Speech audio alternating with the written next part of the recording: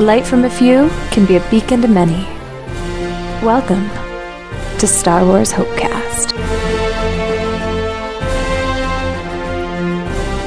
Hello, and welcome to the Star Wars Hopecast, a Star Wars The Old Republic podcast. I'm Vyrigan. And I'm Scya. And I'm Lari. And welcome to episode number 9. We are so close to double digits. It's exciting.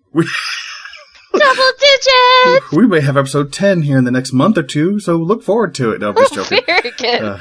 If it's that quickly, you'd be... No, I'm just joking. We're having a lot of fun doing this, and we hope that you enjoy the content, and we are going to do our best to be as often as possible, but it is a real-life thing. But we enjoy this as much as we can, and we're so excited because there's so much coming out now in Star Wars. We just had to get back on and start putting some content together. So let's go ahead and start with our weekend game, because it's only been a week since our last recording, which is exciting. So, Scya, let's start with you. I got to do something really, really fun this week. I was looking at my, what did I do this week? And this is what I did on a whim. I think it was yesterday or the day before. I logged in and I decided I want to do Nightmare Mode Dread Fortress because it's not one I got to do while the content was still really difficult. And since there's so many new ops that are out, the story modes and the hard modes of Ravagers and TOS, we never really went back to Nightmare Mode DF. No real reason except for the decorations and the cool backpack. And I got in game and I was like, hey, does anyone want to do this? And we got a full group. And Nightmare Mode DF Dread Fortress is actually really, really hard, even with all our well-geared tunes on the roles that we know, and we've done story mode and hard mode tons of times, and Vyrigan went on this one with me, and we wiped so many times on Commander Draxus that we lost count. But it was actually really fun to learn, because obviously we're all in 60s gear, so we know it's not a numbers game, it's very much a mechanics game, and learning those mechanics is really, really fun to me and really impressive when you actually get them down, and there's like 6 or 7 phases for Commander Draxus. Actually, I think there's like 10. Shh, don't tell my raid leader, I have no idea. We'd die after every phase, but we'd get one phase further, and even though we kept dying, it was still a really big achievement every time. It felt like just to be getting somewhere versus just kind of raffle stomping through story mode, Ravagers and Temple of Sacrifice, which we don't even explain to new people anymore. We just pull them in and just squish through it with DPS. So that was really fun. We only got through the first and the second boss. We didn't have a lot of time, but I'm hoping to go back to it over time and maybe even do story mode and hard mode with some of the newer people so they can get used to that, and then pull them into Nightmare Mode Dread Fortress and get that awesome backpack with the tentacles coming out the back and Dr. Octopus, you know?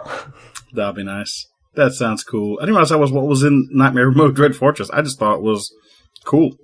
And difficult as all get out. That's a backpack? That sounds awesome. I have yet to see that. Yeah, it kind of floats you up in the air like the Bounty Hunter one does, except it has big golden tentacles, kind of like Bronte's has in the actual fight. It only drops from the very last boss, so we're quite away from ever getting that, and I don't think our guild ever downed her at all, even when the content was fresh. So, we're gonna get there eventually. I hope. The other thing I've been working on this week is I've got a really renewed interest in decorations for some reason or another. So I've been working on one of my sites, satorstrongholds.com, and I've been filling in with all the new decorations, and I didn't realize how many new ones have been added since 3.0. I'm really glad to see that, because when we got, Starfighter was a similar expansions to Strongholds, and after a while they stopped adding to Starfighter and kind of gave up on it, but they've been very consistently adding decorations, and they've been adding them to different sources as well. It's mostly Cartel Market, but there's still lots of reputation ones you can get, different achievement ones, and there's a whole bunch more coming up with the new patch as well. And other than that, I did a little bit of double XP. I mostly ignored it, and I've got quite a few max level characters and don't feel an intense need to have one of every advanced class. But I'm working on an Imperial character, just trying to get a 60 so I can do stuff with our Imperial friends in our guild. And I found out something really fun.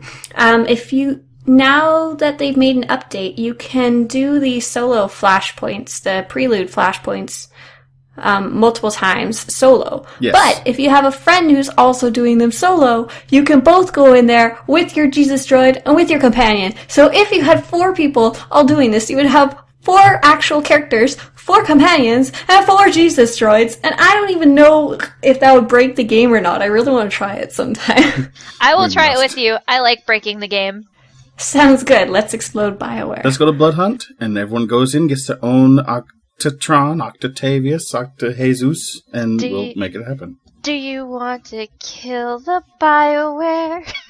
We have hope. I'll go get the Jesus droid. Oh, Lordy. Here we go. That's about all I've been up to this week, though. All right. Sounds like you've been busy. That's awesome. Lari, how about you? Me? Things that I have been doing. Okay. Singing Frozen. Yes, singing lots of Frozen. I have a 5-year-old that you'll probably hear hollering in the background because he's playing right now. Anyways, so things I've done is double XP. I love double XP. And now I'm really excited, which we're going to talk about later, but 12 times XP is coming back. So, excited for that.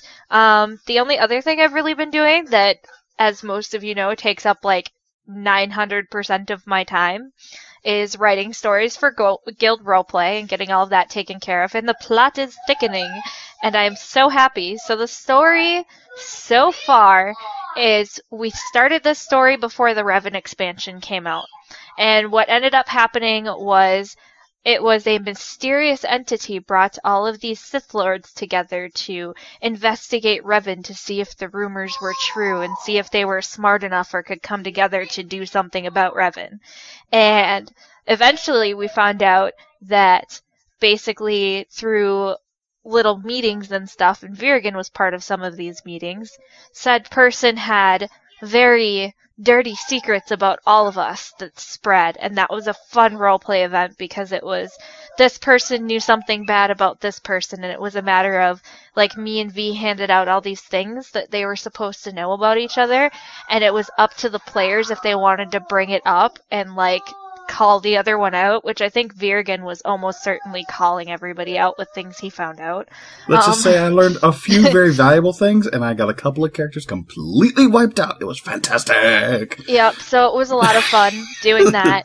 So then we found out that we were having our strings pulled by a Darth Drax that has a lot of stuff in the background, and we're not quite sure what his plan is yet. Well, I mean, obviously I know, but I can't reveal it because, you know, we have to get there. But basically right now, we had found out that Lariel is actually the daughter of Darth Drax, who has been pulling the strings and causing issues, and she has now convinced the group to work for Darth Drax. Now, will that be a good thing, or will that be a bad thing? Dun, dun, dun! Will that be a good thing, or will that be a good thing? Yes, a good thing or a good thing. I meant good thing or bad thing. I can't talk today. Anyway, so that's what I've been working on, is this totally fun storyline, and it's been great. And I think all of the players have been having a lot of fun, like Vyrigan, and, you know, a lot of our other regulars have been having a lot of fun. And we've actually, like, when we've gone to destination places like Narshada, or like, where were we the one night? We were on Hutto, weren't we, Vyrigan? Yes. Where we actually got a bunch of people to sit back and watch us, and they were extremely entertained with it, and we almost even recruited some people for that. So definitely watch out for us role-playing, and if you want to be recruited, just go ahead and whisper me or one of our role-players, and we'll be happy to do so. That reminds me of the one other thing I've been working on, which we are putting together new recruiting events where we are going to role-play as Sith Lords at the beginning planets of all of these Sith stuff, and help people out with quests and try to get them into roleplay. And if they want to roleplay and it's a new character and they're not in a guild, we're going to try to recruit them for Remnants. So be watching out for us on the beginning planet, like Hutta and Drum and Kaz and Korriban, and we'll see you around. Yay! Roger that. Vyrigan, what have you been up to? Oh, you know what? It's a new day in the Imperial Department. And we're actually going into some of that here in our Galactic Gossip, but I actually had the opportunity to do our sign-up Imperial operation, and Lari had mentioned before, and we had done an Imperial PvE group before, and it's not our strongest point on the Imperial side. The Imperial side is strong in PvP, they're strong in RP, but they're not so strong in that organized group PvE content. So we did Ravagers, and oh my goodness, it was fantastic. It's tough. It's tough. I am so undergeared compared to my Republic character that I was so surprised about how just I'm not bringing numbers. So that was a lot of fun to kind of learn tweaks of the rotation to try and get that extra little DPS out. And of course, real DPS and dummy DPS are completely different things because you still have to move. But I'm still running Kamek. He's lethality. He does, he can be away for a little bit and still shoot and do things. We did Bulo. Whew, lordy. Bulo was a tough one. And that was mainly just because of dynamics and the positioning and when you have to run all the time, well, what am I doing? I'm shooting my rifle, so at least I could shoot my rifle at 30 meters, so that was good. Which one is Bulo beer? Is that the one where you have to Bulo is the one with the beer the around? beer, The yes. one with beer! That was fun. The beer one, and he goes around, and we kept running into problems where he has this thing where he telegraphs this very long run. He doesn't attack, it goes like, it's a straight line, like a long one. And what would happen is, all of us, okay, so the way that you do this, at least the way that we do this, is that all of the DPS and healers go in the center. And the tanks try and make Bulo face away. And because he goes around, he starts it in the middle, and then he'll go to the left side by one door and the right side by one door. And if you face him away and the group is still inside the center of the room, he pretty much doesn't mess with you. Well, what was happening was we were having trouble positioning the little, when you'd get, during the fight, a person will get a reticle on them, a little purple reticle. You have very limited time to go drop that somewhere, and you need to drop it somewhere where the ads can be drawn into it to die. And the idea is to send it on the outside. You don't want inside with your group because your other tank is going to drag everyone into that circle. Well, we had trouble because it's a very short cooldown between seeing the purple and being able to take it somewhere. So we end up with our little blue circle of death for the ads in the center of the room. Well, the problem is the secondary tank, who has the second on the threat table, because finally we all remembered that we can actually drop threat. There's a lot of dynamics in a PvE environment that we're still learning. And so he would come across the inside to get all these ads and kill them in the blue circle of explosion. Oh, but you guys are all there too. Oh, no. Well, and then Bulo has this giant beam thing. He turns, and as he turns, he hits us all. I'm like, we all died. So we had a lot of that issue. Anyway, it was fun. It's like bowling. It really was. It was like taking a stick and just running it across the bowling pins. It wasn't even a ball. It was like, Wasn't that the problem we had when we tried attempting that before too? Yes, and we learned a lot in that, and we got past him, and we actually got past Master and Blaster in fewer tries than Bulo. And then we got to Cortani. And we actually beat Cortani. She's hard. We actually beat her. It was Rugar. We had a lot of trouble stopping when he would grab somebody. There was always like a late hit. And it was like... Bunch of murderers! And we murdered each other terribly. It was fantastically fun. But we're in a good point. We think that by this weekend we'll probably get through Ravagers completely on the Imperial side. Each of us got a couple of gear things that really improved our DPS, so we're excited about that. Besides that, of course, I did the Republic 55 Nightmare Mode, Dread Fortress. The very first battle, Nephra, who bars the way, hits like a Mack truck. Well, I was like, oh my gosh. Ouch. I'm in 192 gear and some 198 gear on my tank, and she still killed me with just pure damage sometimes. I was like, what is going on here? Nightmare Mode is still Nightmare Mode. It was impressively tough. We did Draxus. That's funny. I was talking to one of our guildmates, Zeki, and she had come in to help heal as on one of our last runs of Draxus. And of course, Gate Commander Draxus has, like, as Saya said, a bajillion phases. 8, 9, 10, whatever. It's a lot of phases. Now, can you imagine? I've done story mode. I've done hard mode, kind of. I'm sitting here for half an hour listening to the instructions for each phase, and I'm like, my eyes are crossing, my head's going down. I can't remember stuff very well. I'm just like, let me get through the first 3 and we'll die, and then maybe I'll remember the 4th and the 5th. And I have a Samsung Galaxy Note 3. I'm actually pulled it out, and I'm making little notes in the pad so that I can do this right. So, and just like Saya said, we did a phase and we got through it. It was fantastic. It was a lot of fun, but there was one phase 4. Saya and I had to go and kill a whole side of our very own. And so I forgot it the first time around. I was like, oh. Me too. I did as well. And we both, because the phases get confusing. I mean, if you've done Draxus, even story mode, that's confusing. That's a lot to go through. So, sorry, we hit that fourth phase. I was supposed to kill one side of Bulwark and two of the lightning shooters, and Scya was supposed to do the same thing. I forgot, so it's like, Vyrigan, you need to go and kill those guys in phase 4. Oh, right, I forgot. And so in chat, Scya writes, Vyrigan, kill! I'm like, oh yes, this is it. So now it's like fourth phase, Vyrigan, kill! And I went and killed them, and I was excited about that, so that's my thing for there. Anyway, beyond that, I did do double XP. Gosh, I'm taking so long, but I'm having such a good day today, and I've had so much fun the last week in Star Wars. Because actually my time in Star Wars has been energized as well. Just a lot of cool things coming up. But I have a gunslinger. I've been trying to level this gunslinger forever because this smuggler story is crappy. Sorry. I don't like the story. It's once you get past that first act, it's boring.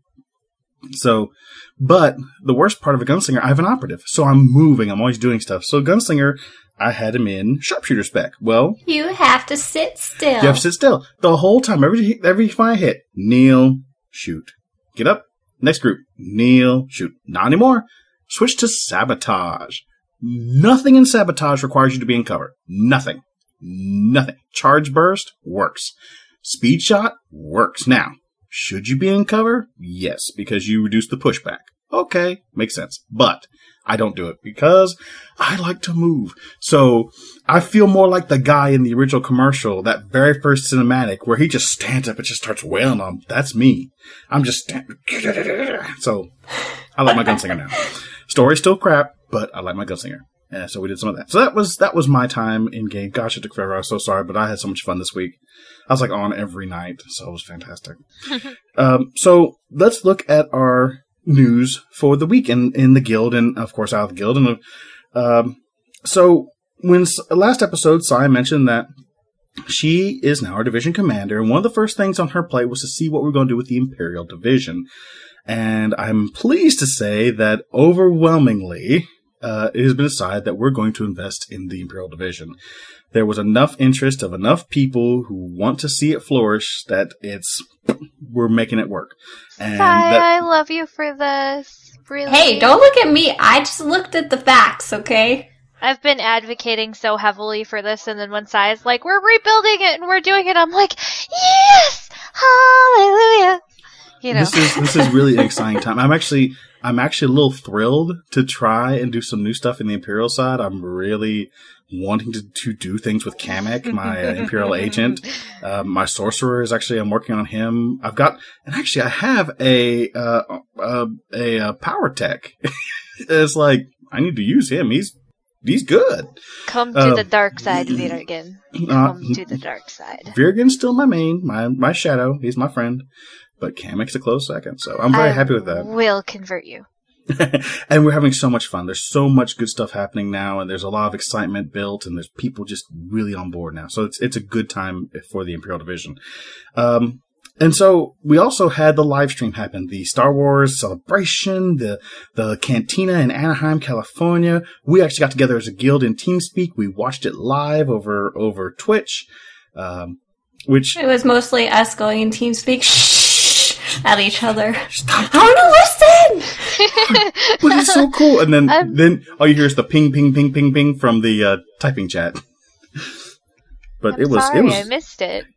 So, real quick, before we get into the actual thing we want to talk about, let's talk a little bit about what was brought up in this live stream, which is 12 XP.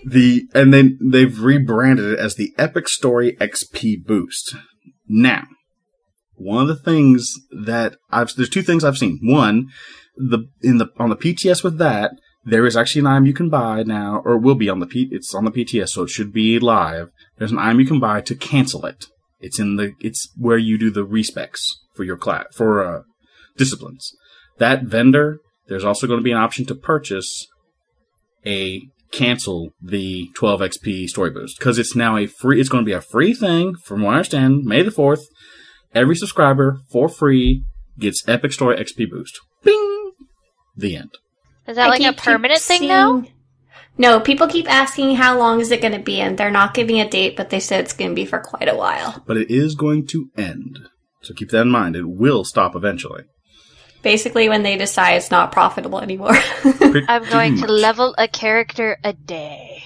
But the nice thing, oh gosh, that's a lot of days. You could 8 hours. That's 8 hours you can do it. But what you could be able to purchase is, if you so choose, you can buy a white acute module, and it removes the epic story mission bonus experience boost while active. All legacy boosts and XP boost items will retain their effect. Of course, it requires you to be a subscriber because the epic story boost is a subscriber-only feature. So keep that in mind. That's something that's a definite push to get you to subscribe. And frankly, I think that's a good idea because... I think that's fair enough, yeah. That's, we're investing in the game on a regular basis. I think that's a nice perk. Now, is it going to be like it was before? Sorry, Vyrigan. Is it going to be like it was before, like where the general XP boost will work with the 12 times, or is it going to be nothing works with the 12 times? We don't really know. They called it very specifically an epic story boost, so I assume it's going to work the same as like before where it only worked on your class quest, but they didn't mention what can stack up with it and what can't yet or anything like that. True. So, I'm hoping it'll be the same as it was for 12 XP, but I'm not 100% sure it's 12 XP, to be fair. It probably is, but we'll see. It could be like 13.5 XP. Yeah. Because they are trying to get... one of the things they said that I really don't agree with, there was a question in the question answer, and it was, for someone with 0 MMO experience, what is your best advice? And one of the guys on the board said, use the Epic Story XP boost on May the 4th. No! Go play the game! It's awesome the first time around. It's just the 4th and the 5th that you don't want to do it again. Thank you. I do not like the idea that, no, just skip all the world that was designed and made, and it's fantastic. It's fantastic. You should have one character, at least, Republic and Imperial, that goes through the entire questline. It's fantastic. They put a lot of work in this. After that, go for it. I think it should be you have to buy something to enable 12x XP. Like, you don't just have it automatically. That way, the only people who are going to use it are people who, like, know about it and have, like, looked around for it first. Well, and I was of the hope that it would be a legacy tied to your legacy level, because you would have to have a certain... In order to get to, like, legacy level 10 or 20, you'd have to have a character at level 60. Well, we know how much they know about legacy level. How many of you out here have legacy level 50? Yeah, right, nobody has it. The entire crowd cheers. Ah, that was such a dumb. If the game's been out for how long now? Heck, I've only been playing for like a year since. Zeki, I got it in the first 2 months. I think I've been playing as a subscriber for not too long, not even a year, and I'm level 43. So yeah, they sometimes they don't think about. I guess the intricacies. They don't play a lot. So what's the other stuff that's cool? Of course, Zyos is coming 3.2. The outfit designer, they kind of mentioned on it. The travel features. We've mentioned this before. That's all. The Stronghold. The Stronghold. If it looks like the pictures, oh my goodness. There's a water feature. Pretty. And it's supposed to have more hooks. Oh. Well, I hope it's not more hooks. I hope you can put more decorations in it. Because if it's just more hooks, I'm going to throw a hissy fit. I really like I didn't buy a Tatooine because Tatooine is a desert. I didn't feel good about it. I will buy Yavin in a heartbeat. It looks gorgeous. If it looks anything like that with the water and everything, oh my gosh, I just want it so badly. I want Lariel, have you seen the pictures of the Yavin 4 Stronghold yet? I have not. We'll show them to you later, but it looks, it's really jungly and lush like the planet Yavin 4, and they have, the house is actually in like a plot of land, and there's like little jungle you can go into, and there's a moving waterfall, and there's like, I think like, looks like a backyard and a side yard, and inside the house it's kind of like ancient ruins, so there's like a big statue in one of the rooms, and it just looks cool. It looks amazing. That one's gonna be fun. That sounds nice. They're giving out a droid again for May the 4th. And they made it sound like it's this humongous deal. They gave out a droid last Nobody May the 4th. Cares about pets except me. Literally nobody. Hey, I love my pets, but only if they're critters. Like, I only want the critter ones. Sorry, you didn't... Lariel doesn't even care. And sorry, you didn't even mention that you got something when we defeated Draxus, did you not? I got another pet. Another pet? It too. She got one of the little... Critters. I don't know, a Subtaroth. Subtaroth. Someone calls them saboteurs. We were doing the raid. Doing the operations like, wait, don't kill the saboteurs. Saboteurs? What is he talking about? That's a different operation. Yeah. Subtaroth. It was a little it's cute Subtaroth, if you can call Subtaroth cute. A deep crest Subtaroth. It had cool coloring. So, but yeah, so we got a droid last May the 4th. We're going to get an M41S. That's catchy. For those of you who haven't caught on yet, it's May 4th, 15. So, woo. Can you explain it to me, Vyrigan? They're like, that's just... They were giggling like this is like a huge... It's like, that's kind of smart. It's like, really? I don't get it. I don't get it, sir. Can you explain it to me? So, sometimes they really treat players like they're idiots. It's okay. It's okay. Okay. There's some question and answer stuff. A lot of can we, and it's like, come see us later. Can we? Come see us later. The one thing they said that actually made me, there's a couple things that I was like, ooh, that's a great idea. And I don't know if everyone would think so, but, stronghold hooks.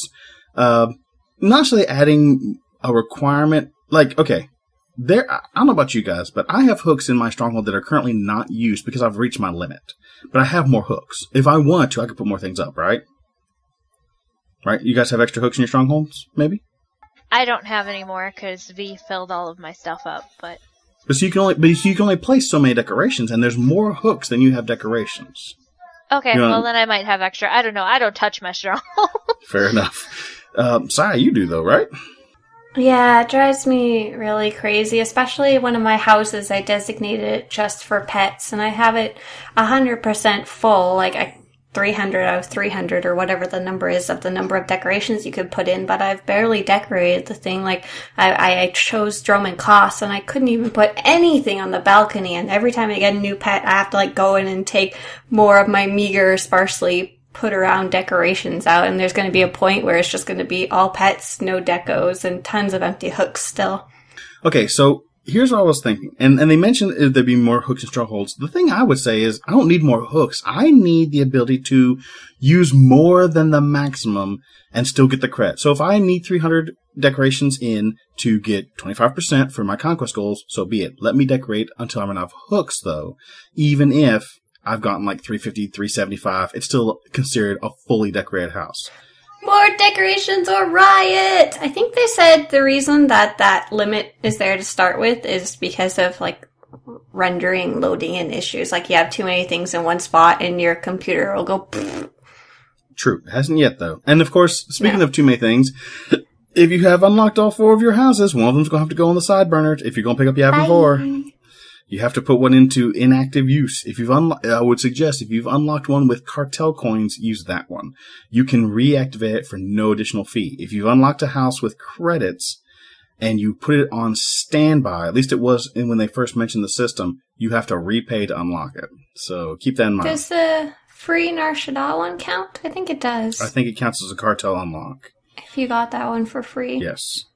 So that would be a good one to use but I love my Nar Shaddaa house, frankly. But not everyone loves their Nar Shaddaa house. I do. It's one of my favorite houses right now. But I'll be darned, I'm going to be getting Yavin. It's going to be the house. So beyond that, there's just a lot of questions. But if you want some more in depth about it, and we're waiting for 3.2. The thing that got me and a lot of stuff I was looking at was the 3.2, the May 4th, what comes out when's Yavin 4 coming? Is it coming out with 3.2? Is it coming out with May the 4th? I got lost. I don't know. And it kind of got lost in the mix. They kind of, I'm hoping Yavin 4 comes out May the 4th. I haven't seen it in 3.2 as an option, so I don't think it's coming out on April 28th. May the 4th is only 6 days later, so I'm like, wow, how much work are they going to do to put this out back to back? That they've got this major, 3.2 Rise of the Emperor on the 28th of April, and then 6 days later they're putting out the May the 4th stuff. So, okay, good luck.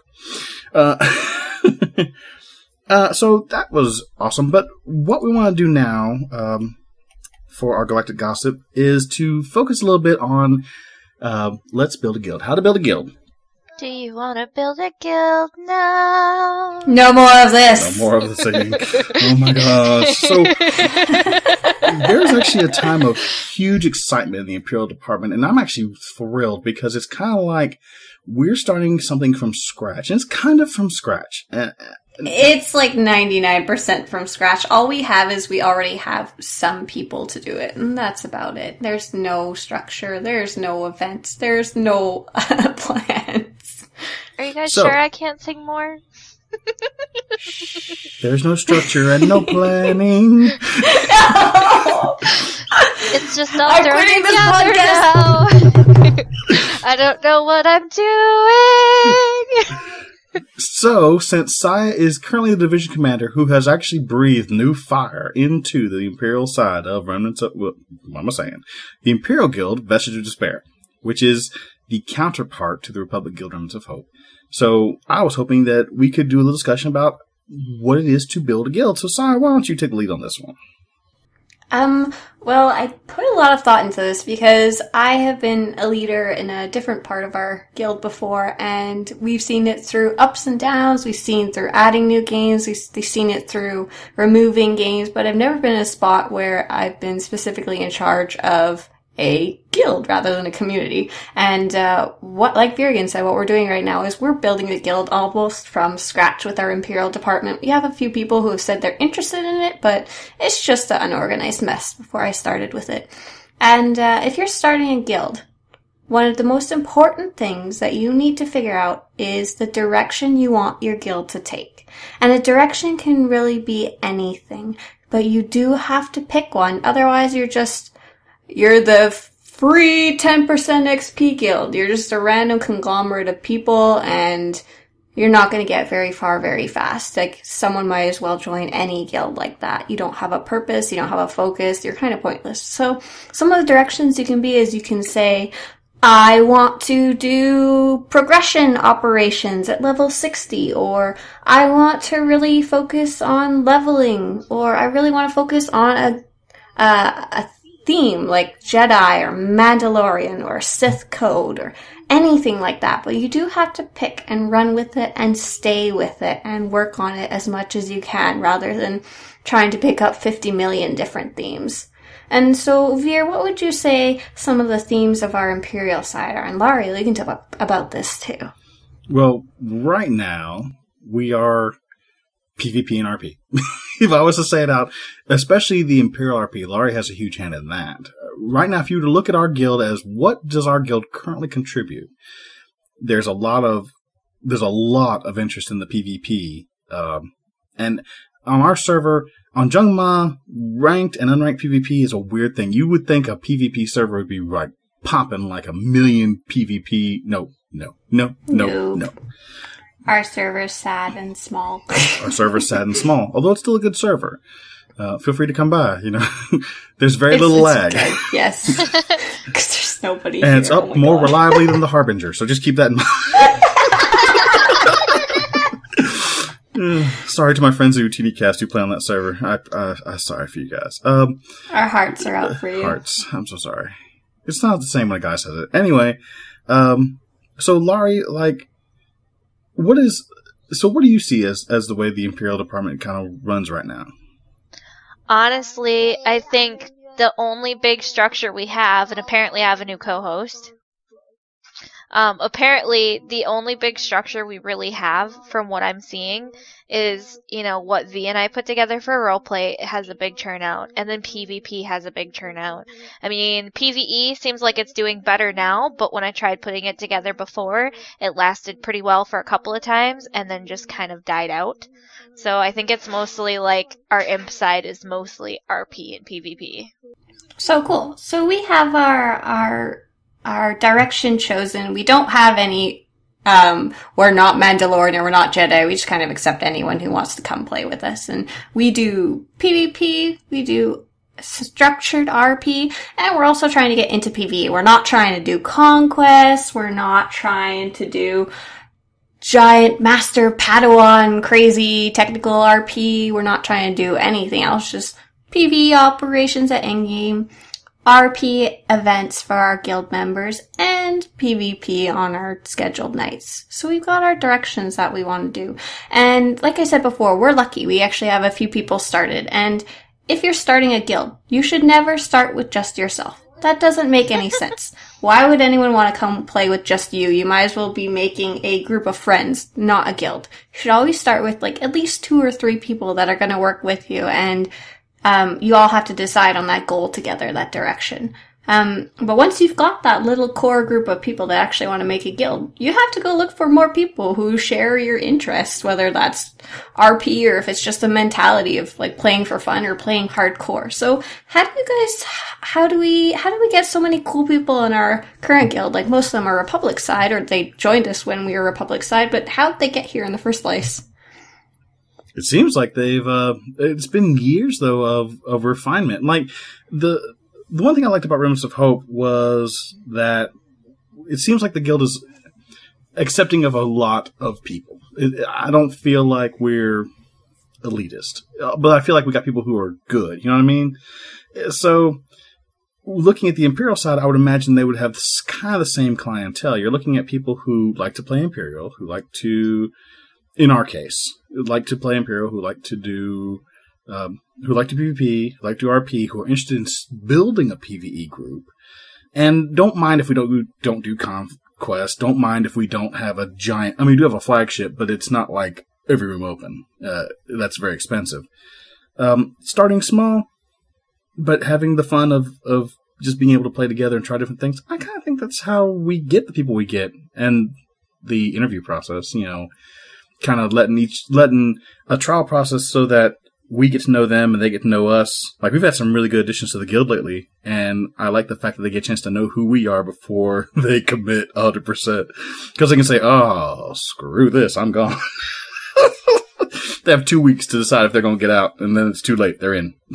So one of the main ways that you can find people is by actually playing in-game, talking to people, saying hi, inviting them to stuff you're doing, and being like, hey, we have a cool guild. If you liked the people that you did this with, or if you like what you see what we're doing, come check us out and maybe come join us. So for example, Lariel was mentioning earlier that she was doing an RP event with our guild, and they were RPing in /say chat versus ops chat or party chat where it's private, so other people around could actually see what they were doing, and that garnered a lot of attention from other people on the server. Some maybe people looking for a guild. When you're doing operations and you have empty spots, look for some pugs, and if they're not in a guild, be like, hey, did you like that? Flashpoints, war zones, leveling, whatever. Where you meet people in-game is the best source of actually having somebody come join you that you like, because you've just played with them. And if you like them and you want to keep playing with them, invite them. I remember we had, when I was recruitment, we had that beginner zone giveaway. Do you remember that?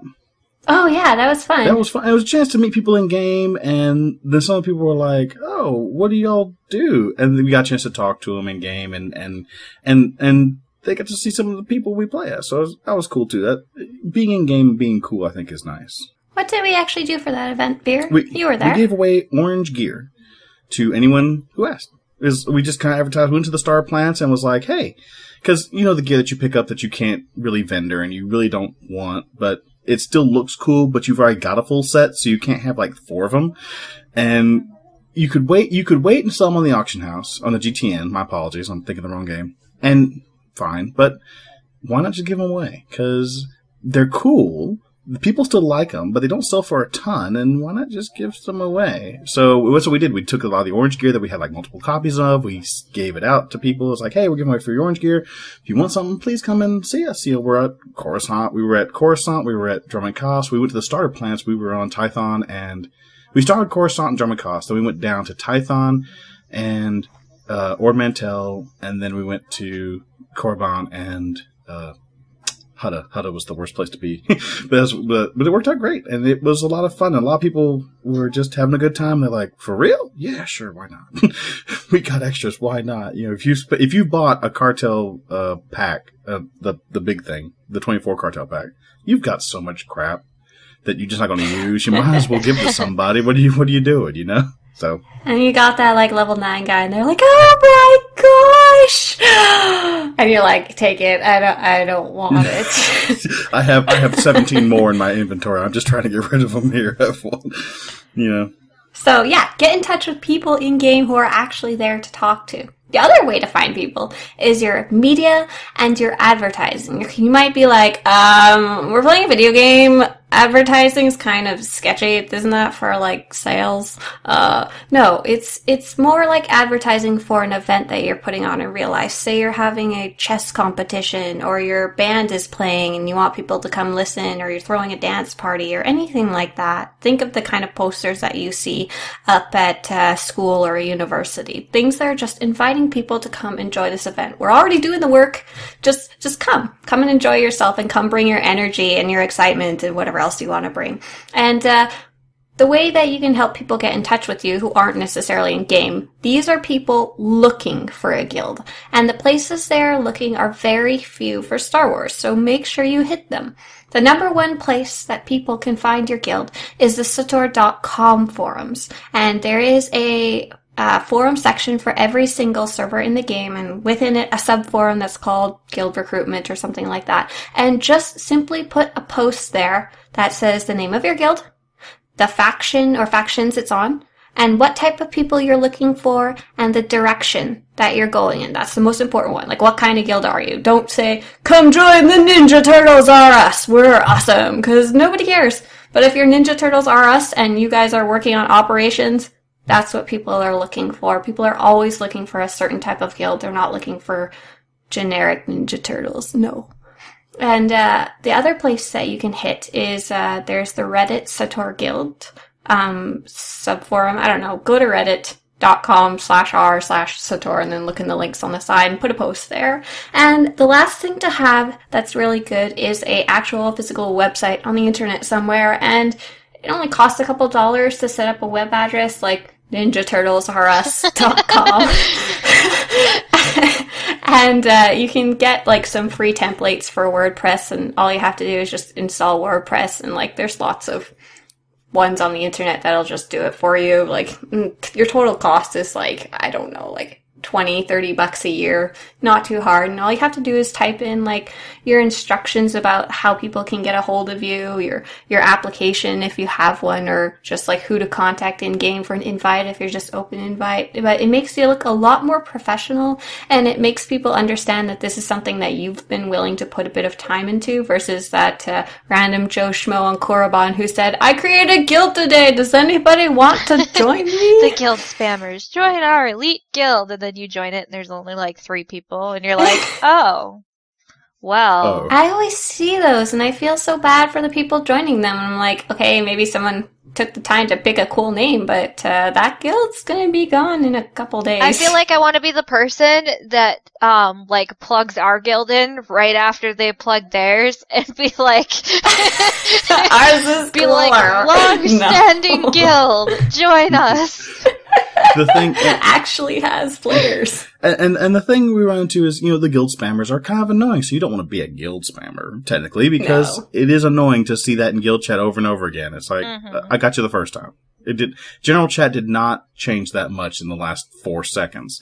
Or the ones that whisper you, or the ones that when you first start a leveler, please, if you're going to build a guild, when you have the low-level planets, don't sit there and spam whisper them, or if they're like a level 1 or 2 and they don't have a guild, don't assume that they don't have a guild, because they might, so don't just sit there and keep spam adding them to your guild every time they decline, and add them again, because I've had that, because I have lots of alts. And that's kind of rude. Yeah, it's not. It's tips not from cool. L'Oreal on how not to be a butt wipe in Star Wars. I could give you all of those tips, mostly because sometimes I'm that way. And that's actually a good point. I have a lot of characters, but I like to get a character to level 10 before I add him to the guild to make sure I'm actually going to keep him, because I don't want to have a lot of turnaround and have like, I don't like this guy. I got level 5, I was like, I hate this guy. I'm going to delete him and make a new guy.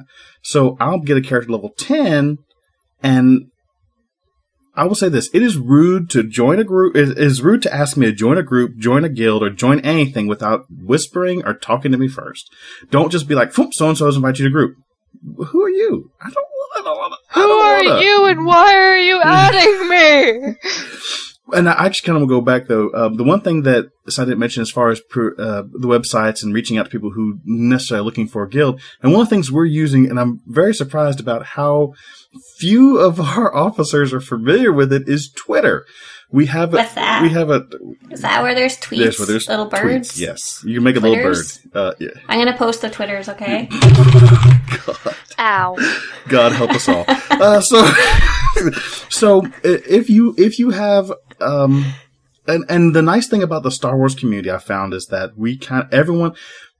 two things were discovered after SWTOR kind of went free to play. You cannot make money in the SWTOR community. You just can't. So it was very competitive and it was kind of very cutthroat because everyone's trying to reach for those very few dollars that existed. It doesn't happen anymore. Tor. What money are you talking about? Like advertising? Yeah, advertising dollars. Like for example, Tor Head is not worth down. it. Is not making enough revenue from advertising dollars to fund it. A lot of podcasters. I made $3 total last week. Wow. A lot of we're one of the very few podcasters actually make a lot of money off of this.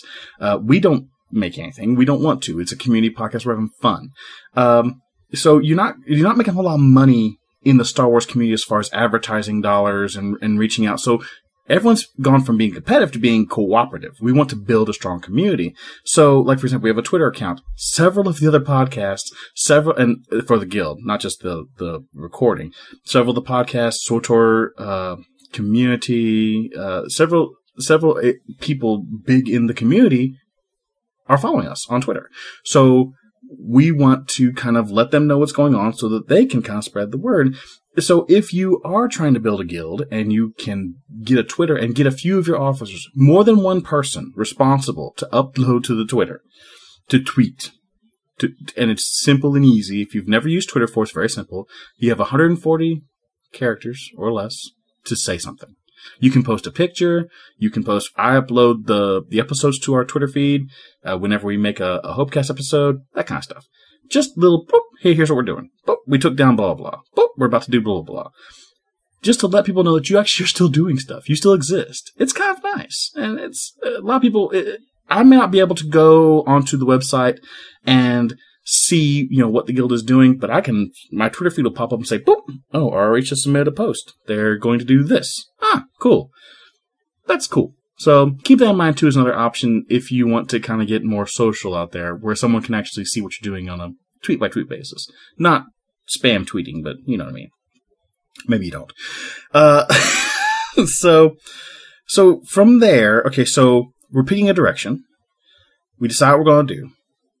We find people. We're looking in-game, we're looking out-of-game, we're being social. So, okay, I've got a guild, I got people. Now what?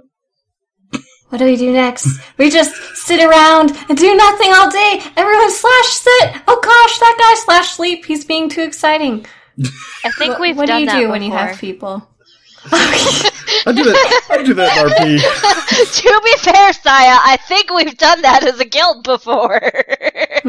But if we did it, we've probably done it as an event. True. The sitting and event. Events are what become the staple of your guild versus just being a random social invite guild. And these events can be anything.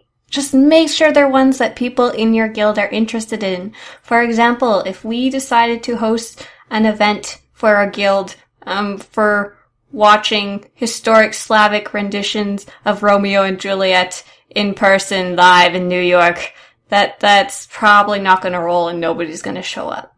But when we host PvE events, NRP events, and PvP events, that gives people a very specific time and date to know that when they log in, there's going to be other people playing a very specific thing that they might like. So let's say you have only 10 people in your guild. You're just a little guild. You've got a little seedling started. You've got some good friends working on stuff, but you don't have a lot of people on. If you're unlucky, you're going to wind up with 2 people online at a time. And that's not really enough to do, well, maybe a little bit of PvP, but that's about it. But when you pick a date to do things together, all 10 of those people can then look at their schedule and be like, hey, I have a lot of stuff to do this week.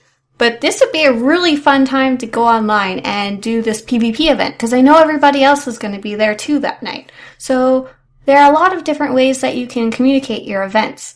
You can put them on the Twitter box that Vyrigan described. If you don't have a website, you can... It's just so funny to hear it come from your mouth. The Twitter box. Twitter box. You can do a tweet. Yes, you could. You put a twit on the internet. And... you can use Facebook if all of your friends that are playing are on Facebook. You can use Google Plus if you know how to do that. Nobody uses it, but you could use it if you wanted. You could, I don't know, you could just have a post on the Sator.com forums that just says what your nights are and everybody checks it to go and know where to go.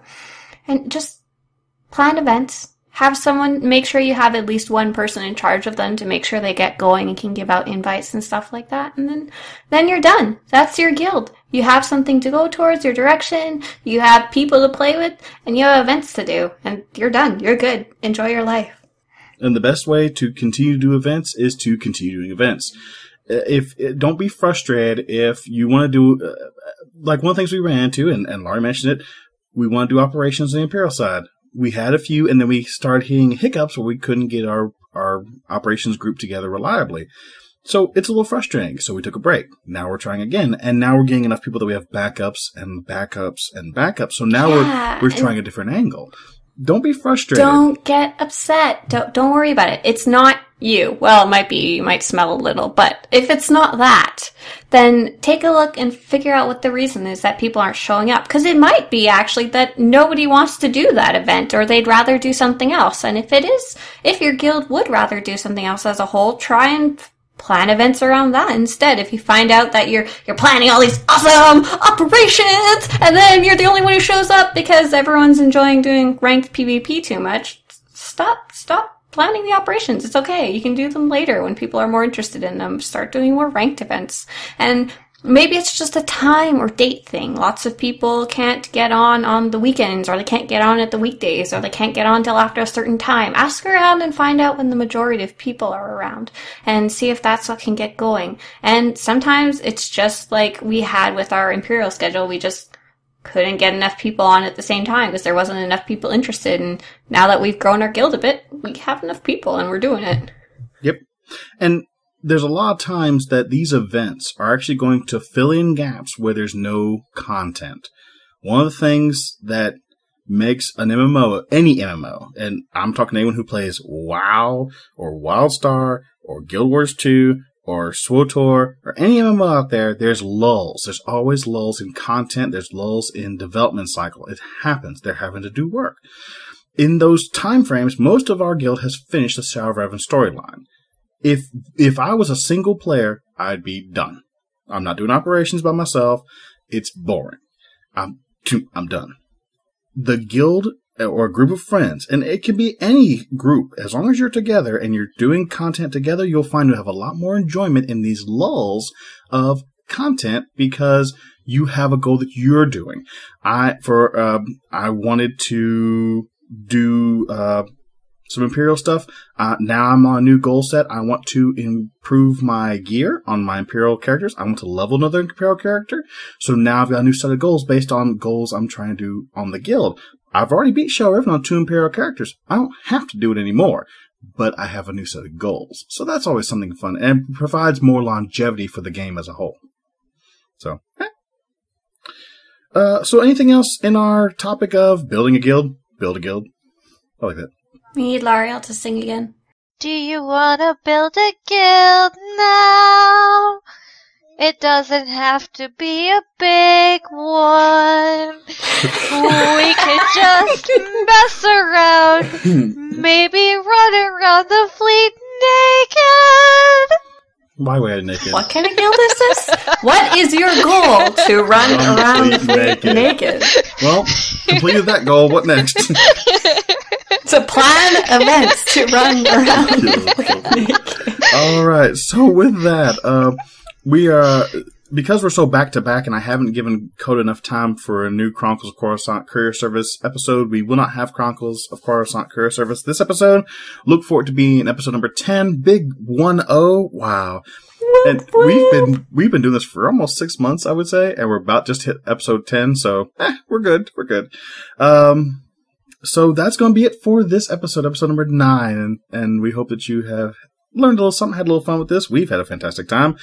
If you'd like to join us on the Jungma server, look for our Republic Guild Remnants of Hope or our fledgling and now exciting Imperial Guild Vestige of Despair. You can find guild information at remnantsofhope.com and follow the guild on Twitter at ROHSWOTOR.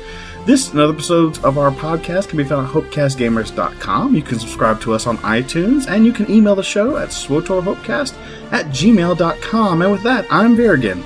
I'm Scya. And I'm Lari. And until next time, may the Force be with you, and remember, if the game's gotten stale for you, find some friends, breathe new life into it. Bye, everybody. Bye. You have been listening to the Star Wars Hopecast, part of the Remnants of Hope game community.